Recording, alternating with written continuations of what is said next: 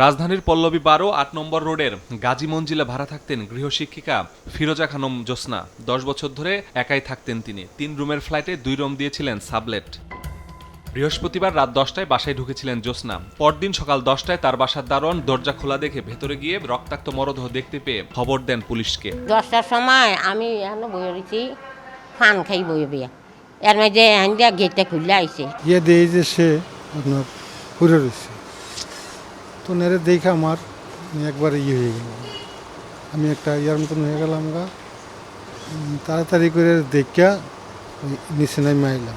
পরে থানায় মামলা করেন নিহতের ভাই। তিনি জানান, বিবাহ বিচ্ছেদের পর থেকে টিউশনি করে চলতেন জ্যোৎস্না। পরিবারের সঙ্গে যোগাযোগ ছিল কম। তো ওর ওখানে আমাদের যাতায়াত ছিল না, কিন্তু ও তো ভাইদের বাসায়, বোনের বাসায় বা বাবার বাড়িতে সেটা আসতো, কম আসতো। সুষ্ঠু তদন্তের মাধ্যমে প্রকৃত দোষীদেরকেই ব্যাপারে আপনারা আইনগত ব্যবস্থা নেবেন, এটা আমাদের রিকোয়েস্ট। ফ্ল্যাটের সাবলেট ভাড়াটিয়ারা বলছেন, নিজের নাম সালমা বলে পরিচয় দিতেন জ্যোৎস্না। স্বামী ও সন্তান আছে বলেও জানিয়েছিলেন তিনি। আমি বলতো আমার হাজব্যান্ড হচ্ছে কর্নেল তাহের, ওনার ছেলে মেয়ে বুয়েটে পড়াশোনা করে, কিন্তু আজ পর্যন্ত কখনো তাদেরকে দেখিও নাই, কোনো আত্মীয় বা কাউকে কখনো আসতেও দেখিনি। উনার প্রতি যে এরকম একটা অফিসার হবে, এটা আমি কোনো চিন্তা করতে পারিনি। আমি খুবই কষ্ট পাইছি। উনার তো শত্রু নাই এবং ওনার সাথে কারো লেনদেন নাই। কোনো লোক আমরা দেখিনি ওনার বাসায় যাতায়াত করে। আমি কেন যত লোকটা আমি প্রশ্ন করবো একই কথা বলবো আপনাকে, তো ওনার কোনো শত্রু নেই, উনি লোক ভালো। নিহতের মুষ্টিবদ্ধ হাতে ছিল চুল। সেই চুল ধরেই এগিয়ে চলছে পুলিশের তদন্ত। সন্দেহের প্রধান তালিকায় সাবলেট ভাড়াটিয়ারা, এজন্য তাদের চুলের নমুনা সংগ্রহ করা হয়েছে। ওনার হাতে মানে চুল ছিল, আমার সামনে বলছে ওটা লম্বা চুল, তাতে মনে হলো মহিলাদের চুল। তাহলে কাজ কেন, আপনার পরিবার আমার মেয়ের চুল দেন।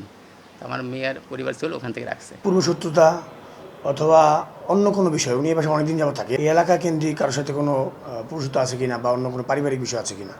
ওনার ফ্যামিলি ব্যাকগ্রাউন্ড ভালো, বাট উনি হাজব্যান্ড থেকে ডিভোর্স দিয়ে কিন্তু আলাদা থাকে।